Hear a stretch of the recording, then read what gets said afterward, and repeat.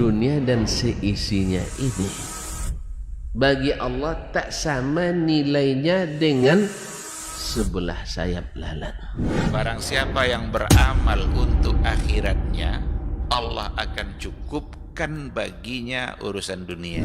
Sayati zamanun 'alan nasi as-sabiru fihim qalqabit al-jamarah.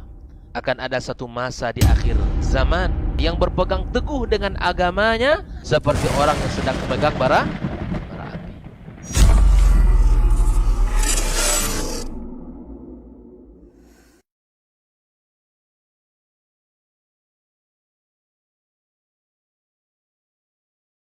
Assalamualaikum warahmatullahi wabarakatuh.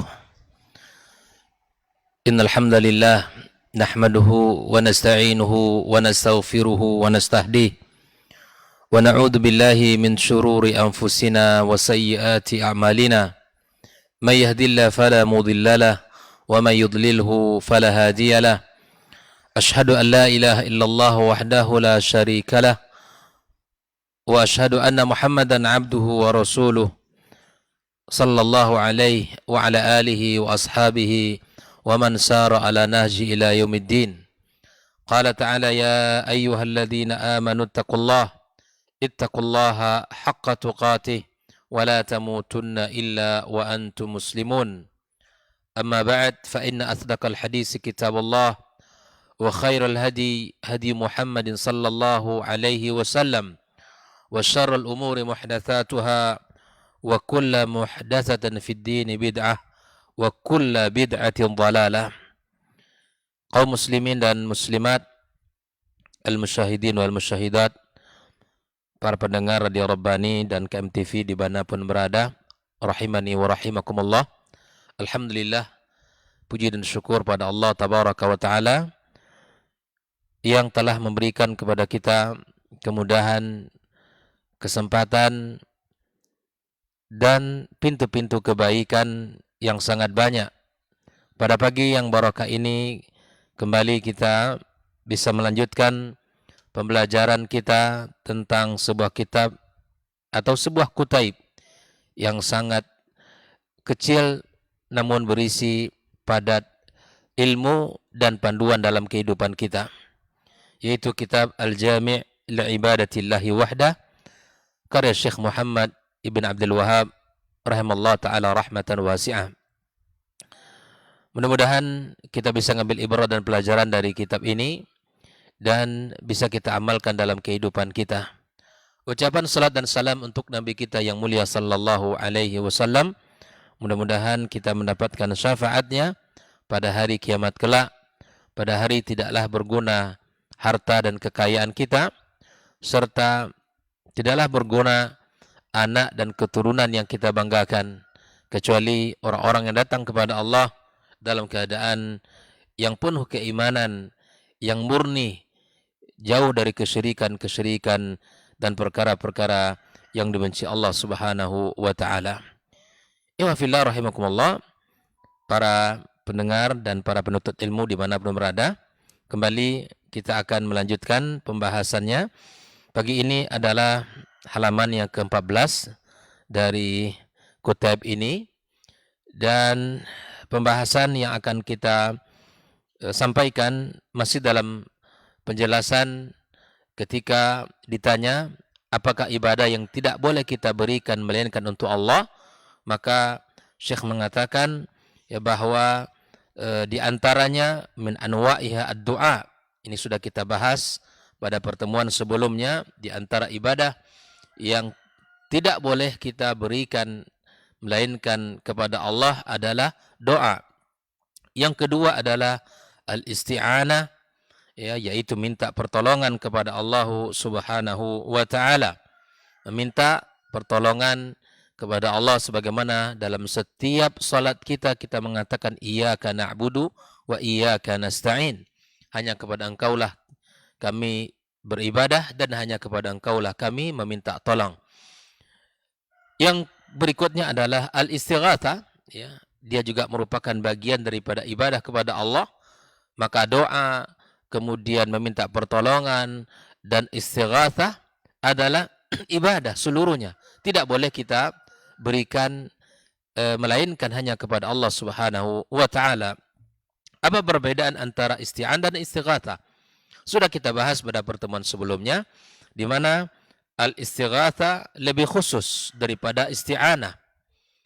Biasanya istighatsah dilakukan pada kondisi-kondisi sulit, pada kondisi-kondisi yang sangat terjepit, sebagaimana ketika kaum muslimin berada pada saat perang Badar, maka melakukan permohonan kepada Allah Subhanahu wa taala sebagaimana Allah katakan dalam surat Al-Anfal ayat 9, "Idz tastaghitsuna rabbakum fastajaba lakum." Inilah bahwa istighatsah lebih khusus daripada al-isti'anah. Baik, pagi ini kita akan melanjutkan bagian daripada ibadah yang tidak boleh kita berikan melainkan hanya kepada Allah semata. Berkata Syekh Muhammad Ibn Abdul Wahab adalah wadhabhil qurban, yaitu menyembelih hewan kurban kita. Menyembelih hewan kurban adalah pada tanggal 10 Zulhijjah, ya, dan pada hari tasyrik yaitu pada tanggal 11, pada tanggal 12 dan 13 daripada bulan Zulhijjah. Inilah waktu di mana kita menyembelih hewan korban kita. Lalu kemudian Syekh Muhammad bin Abdul Wahab, perkataan beliau ini dijelaskan oleh Syekh Shalih Al-Fauzan. Beliau menyampaikan az-zabhu ala qismaini. Menyembelih ada dua jenis. Ya. Kita lihat dalam penjelasan Syekh Shalih Al-Fauzan, az-zabhu ala qismaini. Menyembelih itu ada dua jenis. Ada dua macam. Al-qismul awwalu, bagian yang pertama atau jenis yang pertama, az-zabhu li aklil laham. Ya, menyembelih hanya untuk kita memakan daging. Ya, menyembelih hanya untuk menikmati daging. Hadza mubahun. Ini adalah perbuatan yang mubah. Walaysa huwa ibadah. Nah, hal ini bukanlah termasuk ibadah. Misalnya kita pengen makan ayam, ya, kita datang ke teman atau ke saudara-saudara kita yang menjual ayam, ya, kita minta untuk dipotong. Kita pengen daging ayam, ya. Atau misalnya pada kesempatan lain kita pengen makan kambing misalnya, maka kita belilah seekor kambing lalu kita sembelih. Nah, perbuatan ini adalah perbuatan mubah. Kenapa? Karena kita menyembelih untuk menikmati daging daripada hewan tersebut. Nah, wa inna ma huwa dzabhun lil akli fahuwa mubah. Ya. Ketika kita menyembelih hewan ternak kita, menyembelih hewan itu untuk makan dagingnya dan menikmati dagingnya, ini adalah perbuatan mubah. Adalah perbuatan yang mubah. Illa annahu la budda ayyudhkara alaihi ismullah inda dzabah. Namun ketika kita menyembelih hewan ternak kita, baik itu ayam, baik itu sapi ataupun kambing, maka wajib untuk kita, ya, menyebut nama Allah Subhanahu wa taala di saat kita menyembelih. Di saat kita menyembelih, maka sebut nama Allah Subhanahu wa taala. Maka ikhwas sekalian, ini pelajaran mahal. Ya, kalau seandainya kita mendapatkan sebuah tempat penyembelihan ayam, ayam daging yang mana setiap hari kita membutuhkannya. Barangkali ada saudara kita, ikhwah kita yang sudah faham tentang bab ini, silahkan. Ya, Anda untuk bisa membuka usaha ini. Dan kita akan ramaikan. Kenapa demikian? Kita yakin akidahnya benar, kemudian insya Allah salatnya terjaga, dan dia yakin bahwa ketika menyembelih itu harus menyebut nama Allah Subhanahu wa taala. Ya, dibandingkan di tempat-tempat yang mana kita khawatir tentang orang yang menyembelih, apakah dia menyebut nama Allah ataupun tidak misalnya. Maka kita akan lebih nyaman kepada ikhwah, kepada saudara-saudara yang memiliki ilmu yang cukup tentang bab ini. Karena Allah Subhanahu wa taala berpesan, "Wala ta'kulu mimma lam yuzkar ismullahi alaihi." Jangan kalian makan, ya, mimma lam yuzkar ismullahi alaihi.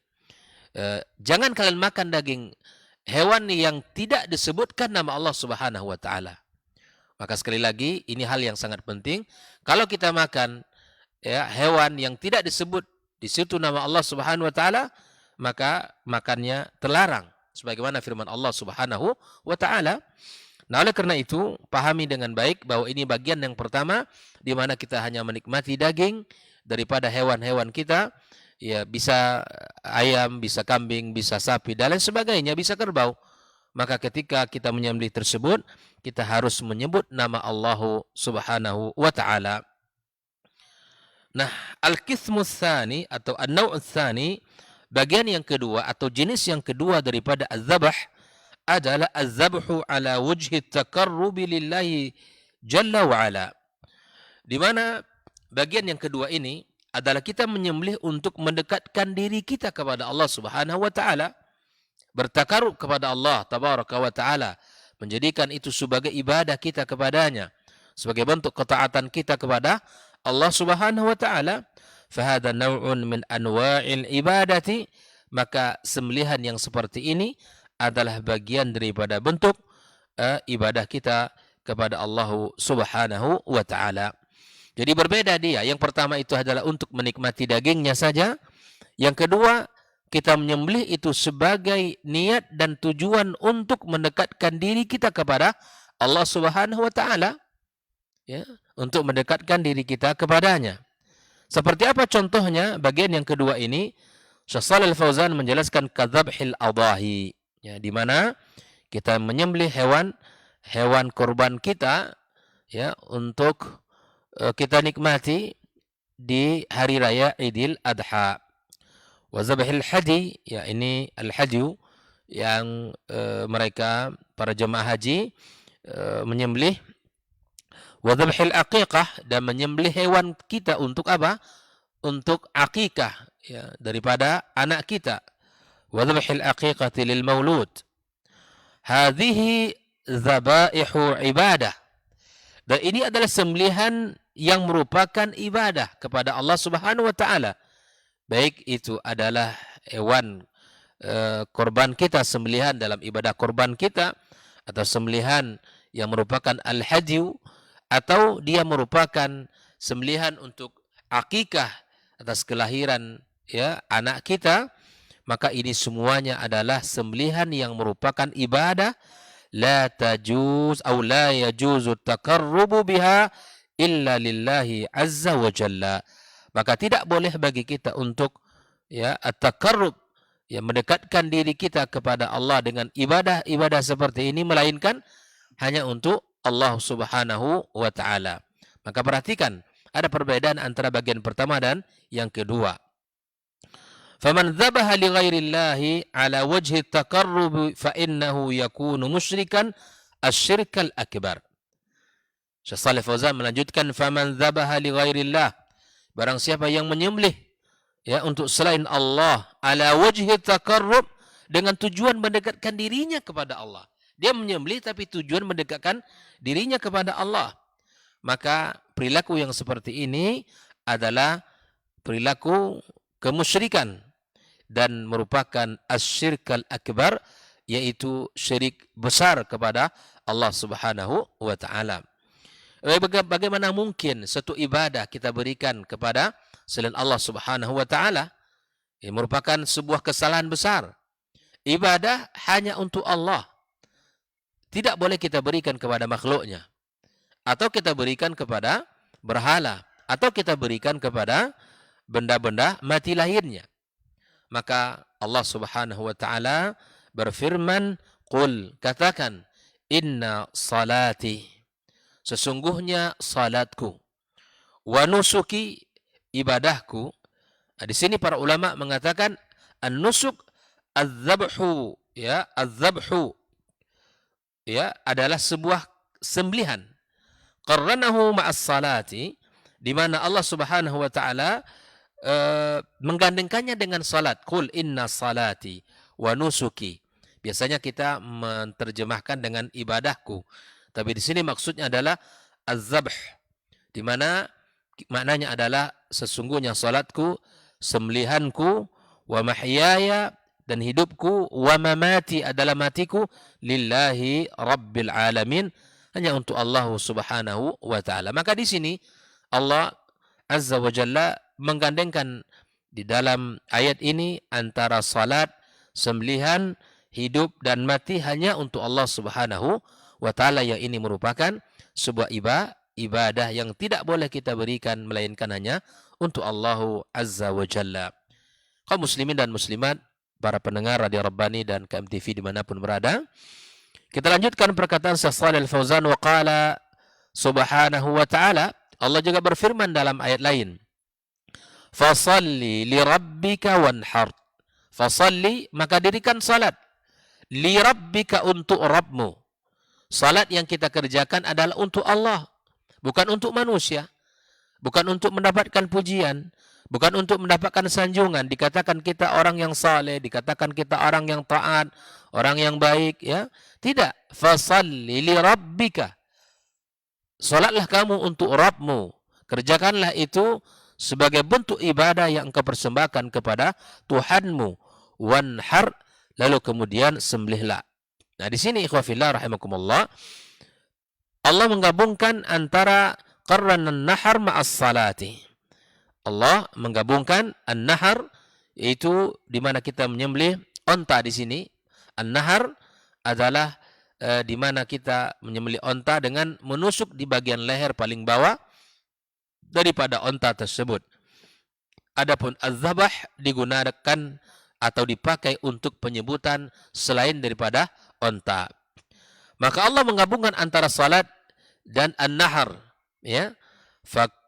Kama annahu la tajuzu as-salah li ghairillah, fakadzalika adh-dhabh wan-nahr ala wajhi at-taqarrub la yakunu illa lillah. Ini faedah bisa kita ambil dari dua ayat yang sudah kita bacakan dalam surat Al-An'am ayat 162 dan surat Al-Kautsar ayat 2. Di mana Allah Subhanahu wa taala menggabungkan dalam surat Al-An'am antara salat dan sembelihan. Di dalam surat Al-Kautsar ayat 2 Allah menggabungkan antara, ya, salat dan an-nahar. Maka Syekh Shalih Al-Fauzan mengeluarkan sebuah faedah, fakama annahu la tajuzu as-salah li ghairillah, maka salat sebagaimana salat tidak boleh kita kerjakan melainkan hanya untuk Allah, ya. Begitulah juga dengan sembelihan dan juga an-nahar sebagai bentuk mendekatkan diri kita kepada Allah Subhanahu wa taala, maka tidak boleh itu kita kerjakan melainkan untuk Allah Subhanahu wa taala. Jelas ikhwah fillah bahwa di sini salat adalah ibadah, ya. Kemudian an-nahar adalah ibadah, az-zabah adalah ibadah. Nah, semua itu tidak boleh kita berikan melainkan hanya untuk Allah Rabbuna tabaraka wa taala. Lalu kemudian Syekh Shalih Al-Fauzan mengatakan, faman dzabaha yataqarrabu ila mayyit. Barang siapa yang menyembelih yang dengan sembelihan itu dia mendekatkan, ya, kepada mayit sebagai bentuk at-taqarrub kepada mayit, ya, menyembelih di samping kuburan fulan dan ilan, ya, au ila qabrin, atau yataqarrab ila kubur, ya, kepada kuburan, au ila darih, sama, ya, kama alaihi ibadul kubur al-yawm, ya, sebagaimana dilakukan oleh para penyembah kuburan hari ini, fa innahu yakunu musyrikan asyirkal akbar, ya, maka ini merupakan sebuah perbuatan syirik, yang kesyirikan itu merupakan syirik besar. Ikhwah fillah rahimakumullah. Nah, terkadang ada orang melakukan hal ini dengan tujuan apa? Katanya dia melakukan itu untuk Allah Subhanahu wa taala. Tapi kenapa Anda melakukan sembelihan di samping kuburan fulan? Kenapa Anda melakukan sembelihan di samping kuburan fulan? Kenapa sembelihan hewan Anda, kambingnya, sapinya, ya, kerbau tidak di tempat sembelihan? Kenapa tidak di rumah potong? Tapi kenapa harus dilakukan di situ? Nah, ini yang harus diperhatikan. Bukan hanya sekedar niat, ya. Bukan hanya sekedar niat, tapi bagaimana caranya, kaifiat juga harus ditentukan. Anda selalu menghukumi niat kami. Tidak. Justru kita menghukumi apa yang Anda lakukan secara zahir. Ya. maka pastilah orang memiliki tujuan tertentu kenapa harus melakukan sembelihan di tempat tersebut. Ihwafillah rahimakumullah. Lalu kemudian Syekh Shalih Al-Fauzan menukilkan sebuah hadis yang datang dari Ali radhiyallahu taala anhu. Dia berkata, qala Rasulullah sallallahu alaihi wasallam, Nabi bersabda, la'anallah, Allah melaknat, man dzabaha li ghairillah, barang siapa yang menyembelih selain untuk Allah. Ini laknat yang pertama, menyembelih selain untuk Allah. Yang kedua, la'anallahu man la'ana walidayhi, Allah melaknat orang yang melaknat kedua orang tuanya. Seperti apa maknanya? Di mana seseorang ketika bisa langsung melaknat orang tuanya dengan lisan dia, atau dia melaknat orang tua orang lain dengan perbuatannya tersebut menyebabkan orang tuanya dilaknat oleh orang lain. Ini maknanya. Jadi makna orang melaknat kedua orang tuanya bisa langsung dengan lisannya bahwa dia melaknat kedua orang tuanya, atau bisa lisannya penyebab orang lain melaknat kedua orang tuanya karena lisannya melaknat orang tua daripada saudara-saudaranya. Nah, yang ketiga, la'anallah man awa muhdithan. Ya, Allah melaknat orang-orang yang melindungi yang melakukan perbuatan bid'ah, perbuatan hal yang baru dalam urusan agama. Ya, la'anallah man ghayyara manaral ard. Begitu juga Allah melaknat orang-orang yang merubah patok tanah. Yang merubah patok tanah untuk mendapatkan isi tanah lebih luas, maka dirubah, baik itu dimajukan atau dimundurkan, tapi di tempat lain digerakkan atau dimajukan. Nah, ini sebuah perbuatan terlaknat di sisi Allah Subhanahu wa taala. Yang pertama, menyembelih selain untuk Allah.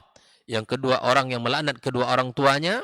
Yang ketiga, orang yang memberikan tempat dan perlindungan kepada pelaku bid'ah. Kemudian Allah melaknat orang-orang yang merubah batas tanah. Ikhwa fillah rahimakumullah. Hadis ini rawahu Muslim dan Ahmad dalam Musnad. Famin hadhil umur al-man'un min fi'liha, di antara perkara-perkara yang terlaknat untuk dilakukan adalah azabh li ghairillah, menyembelih selain untuk Allah. Man dzabaha li ghairillah, barang siapa menyembelih selain untuk Allah. Apa bentuknya seseorang menyembelih selain untuk Allah itu? Perhatikan, Syekh Shalih Fauzan menjelaskan contohnya, ka'iyadzbah lil kubur, menyembah atau menyembelih untuk kubur. Yataqarrabu ilaihim, dengan perbuatan itu yataqarrab ilaihim, taqarrub kepada mereka. Liyaqdu lahu hawaijah, agar mereka bisa menunaikan hajat dan kebutuhan mereka. Bayangkan ikhwafillah, kepada yang sudah mati saja masih menginginkan zat mereka, jah mereka, kedudukan mereka di sisi Allah, bisa menyelesaikan segala urusan mereka. Ini sebuah kekeliruan dalam sebuah keyakinan bahwa ketika orang sudah meninggal dunia, sudah terputus amalan dia, melainkan 3 perkara yang sudah maklum bagi kita bersama. Yang pertama adalah sedekah jariyah dia kepada anak saleh yang mendoakannya dan ilmu yang bermanfaat. Maka bagaimana mungkin dia akan bisa memberikan pertolongan kepada orang lain, kebaikan, sementara untuk dirinya sendiri tidak mampu memberikan manfaat itu untuk dirinya sendiri. Maka orang yang menyembelih di kuburan dengan tujuan at-taqarrub ilaihim, maka ini adalah sebuah perbuatan yang keliru dan perbuatan yang menyisihi daripada syariat kita yang mulia ini. Atau misalnya yazbah lil jin min ajli alla yadurruh, atau menyembelih untuk jin, sebuah persembahan kepada bangsa jin, agar jin-jin tersebut tidak memberikan mudarat kepada mereka. Maka ikhwafillah rahimakumullah, ini sebuah kekeliruan juga. Ketika menginginkan keselamatan di sebuah lembah, ketika melewati lembah itu dia mengatakan, ya Sayyid Fulan, mengatakan kepada penguasa tempat ini, penguasa lembah ini, penguasa jalan ini, penguasa sungai ini, dan seterusnya, meminta pertolongan kepada mereka, memohon perlindungan kepada mereka. Ini adalah sebuah kekeliruan dalam agama kita. Di dalam pembahasan kitab Al-Mulakhas ya, sudah kita bahas di mana Allah Subhanahu wa taala menyebutkan tentang penyesatan yang dilakukan oleh bangsa jin kepada manusia. Maka ternyata ada di antara aulia dari manusia mengatakan Rabbana istamta'na ba'duna bi ba'din. Ya, kami telah saling mendapatkan nikmat. Ya subhanallah. Apa kenikmatan yang kita dapatkan atau didapatkan oleh orang-orang yang melakukan hubungan dengan jin? Salah satunya adalah untuk memenuhi segala kebutuhan mereka, untuk memenuhi keinginan-keinginan mereka, atau untuk mencuri berita-berita gaib yang mereka kemudian menjadikan sebuah lahan untuk mendapatkan kehidupan, atau misalnya untuk apa? Untuk menyelamatkan mereka. Maka inilah kebiasaan-kebiasaan buruk orang-orang jahiliyah, di mana mereka meminta pertolongan kepada penguasa jin di sebuah lembah atau di sebuah tempat. Ketika mereka melewati lautan, ketika mereka berada di daratan, mereka minta tolong kepada mereka. Ini juga merupakan sebuah perbuatan yang sangat keliru. Ya, sebuah persembahan misalnya untuk jin, ya, misalnya kami bukan melakukan ini bukan untuk menolak bala, enggak, kami sesungguhnya ya kami sembelih hewan ini, kepalanya kami campakkan ke dalam sungai itu, ke dalam laut itu, ini secara zahir. Pastilah ada tujuan yang lain ya. Pastilah ada tujuan yang lain yang merupakan sebuah persugihan. Ya, sebuah persugihan atau sebuah sesembahan selain untuk Allah Subhanahu wa taala. Syekh Shalih Fauzan mengatakan kama yaf'aluhu ba'dun nasi, ya, seperti yang dilakukan oleh sebagian manusia, idza nazala manzilan jadidan yuzbah lil jin. Kalau mereka menempati sebuah rumah yang baru, mereka menyembelih, sembelihan itu dipersembahkan kepada jin min ajli annahum la yadurrunahu fi hadzal manzil, dengan tujuan agar jin tersebut tidak mengganggu mereka. Coba lihat. Masih ada orang melakukan ini? Masih banyak praktek-praktek kesyirikan. Ya, mereka tidak bertawakal kepada Allah semata, tapi bertawakal kepada selain Allah. Ya, mereka menyembelih dan sembelihan itu dipersembahkan kepada bangsa jin dengan tujuan agar tidak memberikan mudarat kepada mereka di rumah tersebut. Yuthbah indal bab, misalnya disembelih di pintu rumah itu, ya, di pintunya disembelih.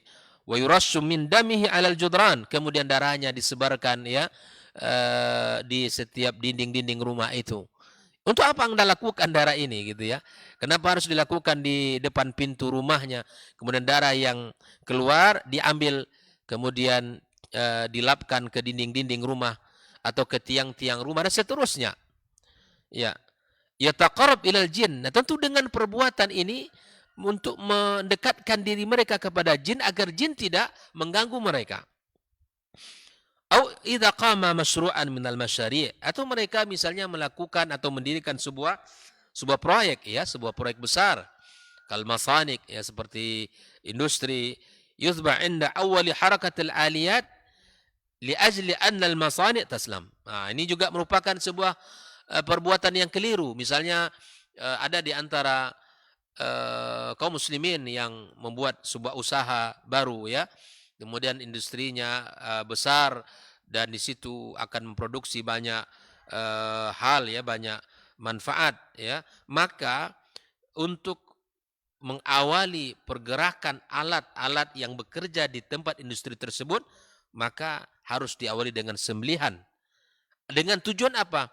Seluruh pergerakan ya, pekerjaan yang dilakukan di proyek ini atau di industri ini maka selamat. Baik itu alat yang kita gunakan itu tidak rusak atau orang-orang yang bekerja semuanya selamat. Coba lihat niat yang dilakukan oleh orang ini. Ya, dia menginginkan dengan menyembelih hewan tersebut ya, usahanya lancar, alat-alat yang berjalan ya, yang digunakan, yang dipakai ya baik-baik ya, tidak rusak, atau orang yang bekerja di situ tidak mendapatkan mudarat. Dengan menyembelih ya hewan tadi dengan tujuan tersebut adalah sebuah kekeliruan, ya. Wa kadzalika, misalnya disebutkan oleh Syekh Shalih Fauzan, idza qadima malik minal muluk, atau datang misalnya seorang raja ya atau rais minar ru'asa, ya, atau sebuah kepala misalnya kepala negara ataupun yang lainnya, yadhbahuna inda wusulih, maka tatkala raja itu tiba atau kepala negara itu sampai misalnya, disembelihlah hewan tersebut. Coba lihat. Wassalamu alaihi ta'ziman lah. Dilakukan sembelihan ini, misalnya tatkala mobilnya sampai di kantornya, maka langsung disembelih hewan di depan dia dan depan kantornya. Sebagai bentuk apa? Ta'ziman lahu, sebagai pengagungan terhadap kepala ini atau terhadap raja ini. Ya. Ini namanya zabhu tahiyyah, sebagai bentuk sembelihan dan penghormatan. Ya, sebagai bentuk sembelihan sebuah penghormatan. Nah, amma law kanu yadhbahuna lahu walimah. Adapun kalau seandainya dia atau mereka menyembelih sebagai bentuk walimah, acara makan ya, syukuran, fala ba'sa bihi. Coba diperhatikan perbedaannya ya. Yang pertama itu adalah di mana seorang raja atau seorang pemimpin, seorang kepala sampai tiba, langsung disembelih di saat sampai itu. Sebagai bentuk tahiyyah, ta'ziman lahu. Nah, ini perkaranya berbeda dengan orang, misalnya ketika pemimpin itu datang, maka disembelih dengan tujuan untuk diundang masyarakat makan, kemudian memberikan jamuan kepada masyarakat. Tidak disembelih di tempat di mana awal dia menginjakkan kakinya, tapi disembelih di tempat pemotongan hewan. Ini tidak masalah. Wa hadza minal mubahat. Ini perkara-perkara yang mubah. Lakin namun yadbahuna ta'ziman lahu. Namun ini dilakukan yang pertama tadi adalah sebagai bentuk ta'ziman, sebagai bentuk penghargaan, penghormatan kepada sang raja atau kepada sang pemimpin. Idza nazala minat ta'irah, misalnya turun dari pesawat, au nazala minas sayyarah, atau turun dari mobil, tatkala kakinya menginjak tanah, atau turun dari pesawat menginjak tanah, atau turun dari mobil menginjak tanah, langsung saat kaki menginjak tanah, hewan yang disembelih pun ya langsung dipotong. Sebagai apa ini? Tahta sayyarah wa tahta ta'irah, disembelih di bawah pohon, di bawah mobil atau di bawah pesawat tersebut. Ta'ziman li hadzal wafid, sebagai bentuk pengagungan terhadap rombongan ini. Hadza minasyirki, dan ini merupakan kesyirikan. Ya, kata Syekh Shalih Al-Fauzan, li'annahu min babit tahiyyati wa ta'zim, karena perbuatan itu adalah sebagai bentuk at-tahiyyah, sebagai bentuk penghormatan, wa ta'zim, dan pengagungan. Makanya kata para ulama di antaranya, kenapa ya, bagaimana bisa seseorang ya yang mana hewan ini menciptakan Allah, kenapa bisa kita sembelih di hadapan berhala? Coba lihat ya, kenapa ini bisa dilakukan orang? Kenapa kita bisa membuat ya perbuatan yang syirik ini? Allah yang menciptakan hewan ini, Allah yang menghidupkannya, lalu disembelih di depan berhala-berhala itu. Mustahil bagi orang beriman. Dan ini yang diluruskan oleh Syekh Muhammad bin Abdul Wahhab di dalam kitab-kitab akidah beliau. Makanya subhanallah ya, bukan hanya sekedar dzabhul qurban yang ingin diluruskan, karena sembelihan itu bagian daripada ibadah kepada Allah Subhanahu wa taala. Maka Syekh Muhammad bin Abdul Wahhab mengajak kita bahwa tidak ada persembahan selain ya hanya kepada Allah Subhanahu wa taala. Hari ini ya ada orang yang mengatakan misalnya ya masyarakat di negeri kita ini harus membersihkan masjid-masjid mereka dari kajian-kajian Wahabi. Kenapa? Karena mereka itu adalah pelaku bid'ah. Pelaku bid'ah. Ya, di antara bid'ah mereka itu apa? Ya, di mana Syekh Muhammad bin Abdul Wahhab melarang untuk bertawassul yang itu merupakan salah satu sunnah di dalam agama Islam. Ikhwafillah rahimakumullah. Ketahuilah bahwa Syekh Muhammad Ibn Abdul Wahab tidak melarang bertawassul, karena tawassul itu terbagi kepada dua. Ada tawassul syar'i, ada tawassul bid'i. Tawassul syar'i adalah tawassul yang berdasarkan syariat, terambil dari dalil-dalil Al-Quran dan Sunnah Nabi kita Sallallahu Alaihi Wasallam, dan itu sebagai bentuk ya kedekatan kita kepada Allah Subhanahu wa Ta'ala. Adapun tawassul bid'i, ada tawassul yang di mana tidak disyariatkan, tidak ada dalil yang menunjukkan kebolehannya. Maka tuduhan yang semacam ini tidak benar. Tuduhan yang semacam ini adalah salah alamat. Bahwa Syekh Muhammad bin Abdul Wahab bukan melarang tawassul kepada ya umat ini, ya, bukan melarang untuk bertawassul. Yang dilarang oleh beliau adalah tawassul al-bid'i, tawassul yang diada-adakan, sebagaimana tawassul yang tercela itu seperti tawassul dengan jah, dengan kedudukan seseorang ya wali di hadapan Allah, yang dulu dia orang soleh, dulu dia orang yang taat beribadah, orang yang memiliki kesungguhan di dalam agama.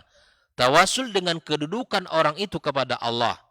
Ya, misalnya setelah dia meninggal dunia, ya Allah, dengan kedudukan sefulan di sisimu, aku mohon agar engkau berikan kemudahan di dalam segala urusanku. Ini adalah salah satu bentuk tawassul yang dilarang di dalam agama kita.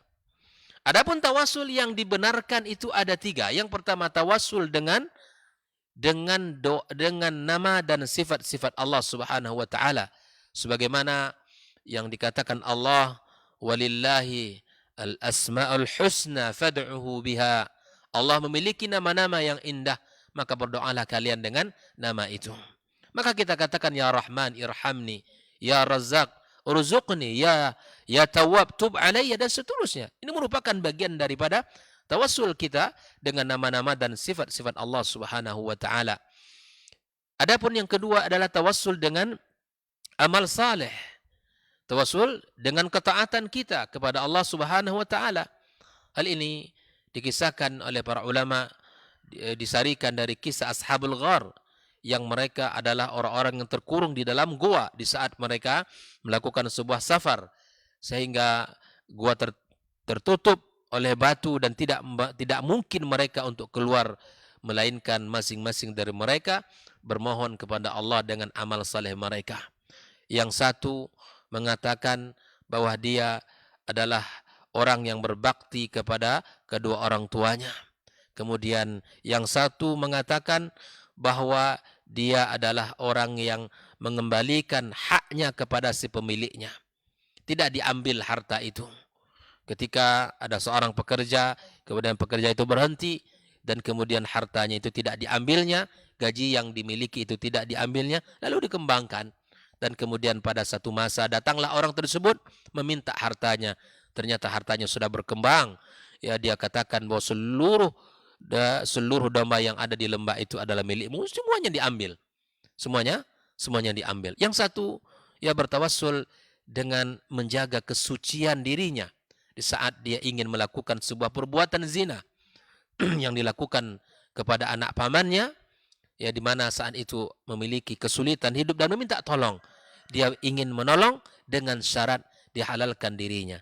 Namun di saat hampir melakukan perbuatan buruk itu, lalu kemudian diingatkan oleh wanita itu, ittaqillah. Kalimat itu membuat dia kabur dan lari, sehingga mereka bertiga keluar dari gua yang tersumbat tersebut, ya, dari gua yang disumbat oleh batu besar sehingga mereka tidak bisa keluar. Ini adalah perbuatan yang bisa kita lakukan dalam kehidupan kita, dan ini dibolehkan.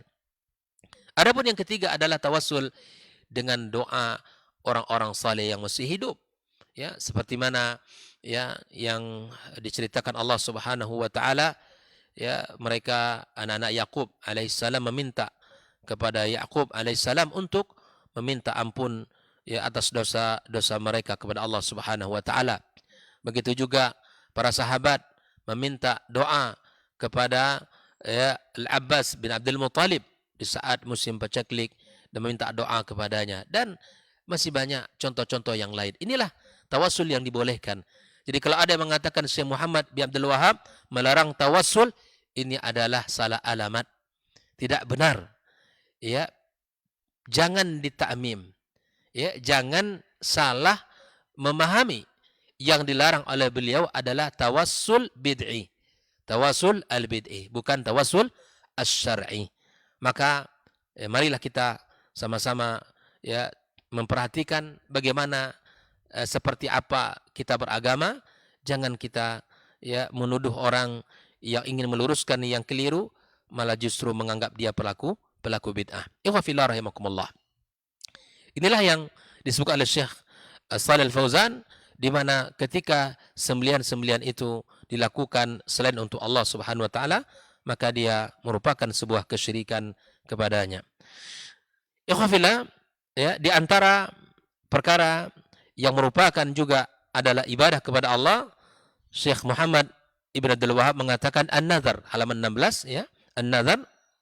Maka kita lihat bagaimana penjelasan Syekh Shalih Al-Fauzan, al-iltizam huwa al-iltizamu ibadah lam yalzam biha syara'. Ya, di mana kita mewajibkan sebuah ibadah yang belum diwajibkan oleh syariat untuk kita. Itu adalah an-nadhar. Lihat, dinilainya sebuah nazar itu, ya, bagian daripada ibadah adalah pada pelaksanaan nazar itu sendiri. Bukan memulai nazar, bukan memperbanyak nazar, ya.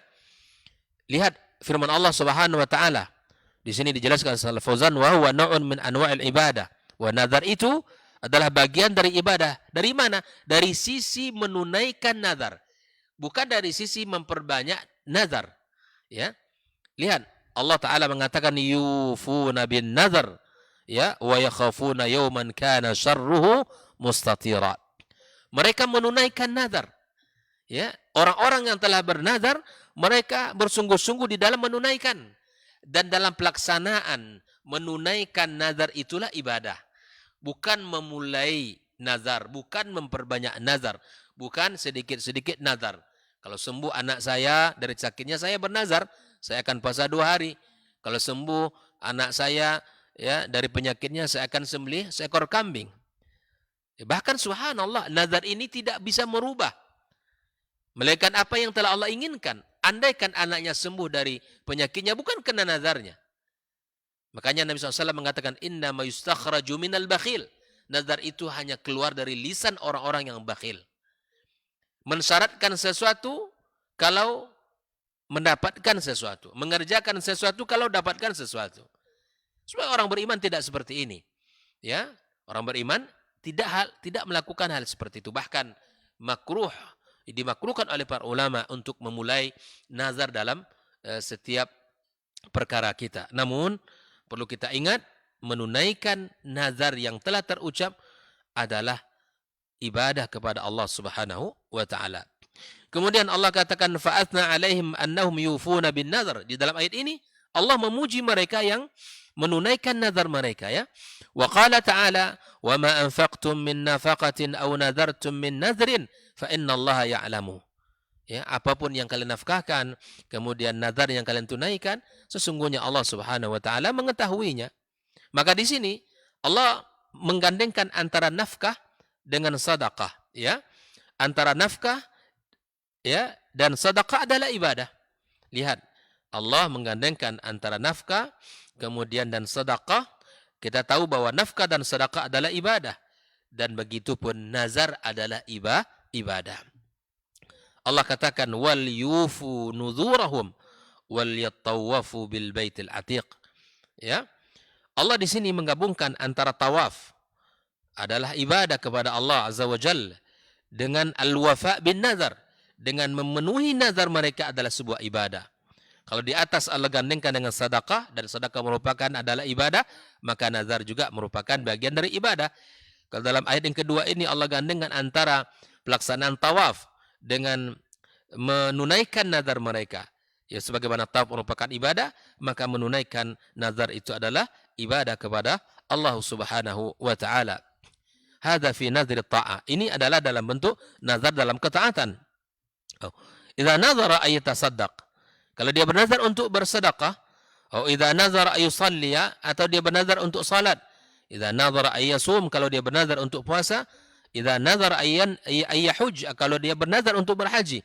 Idza nazara ay ya'tamir, kalau dia bernazar untuk umrah. Qala sallallahu alaihi wasallam, man nazara ay yuti' Allah falyuti'hu. Kalau kalian bernazar di dalam melaksanakan ketaatan kepada Allah, maka laksanakan nazar kalian.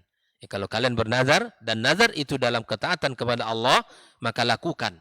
Ya, maka lakukan. Amma nadhrul ma'siyati, adapun nazar maksiat, fa innahu yuhramu al-wafa.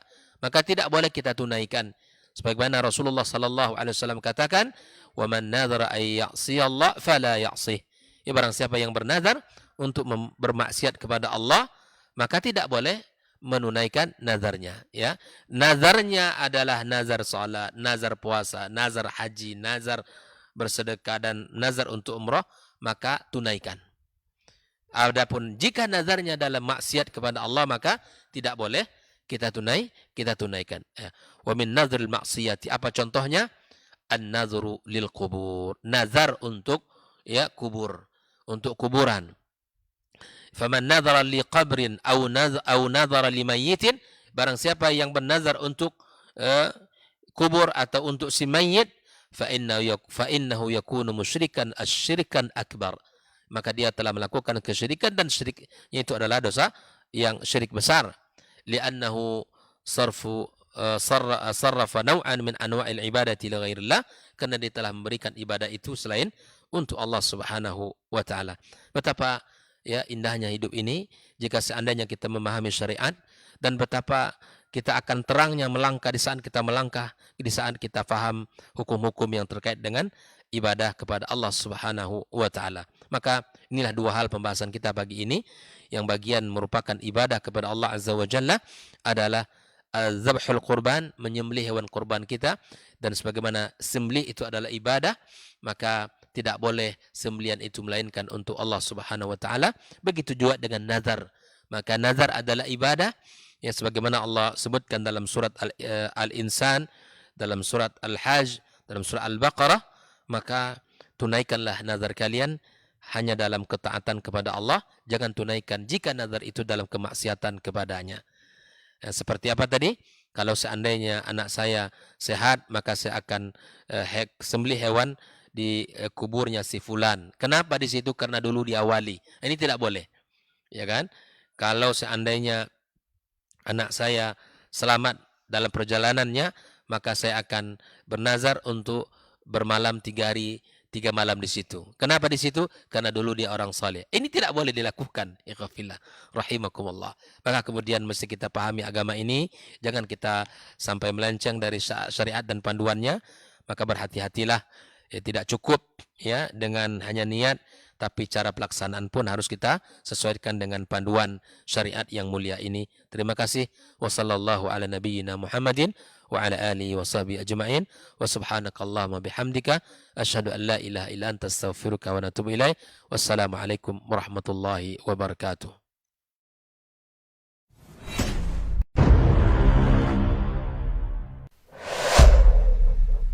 Dunia dan seisinya ini bagi Allah tak sama nilainya dengan sebelah sayap lalat.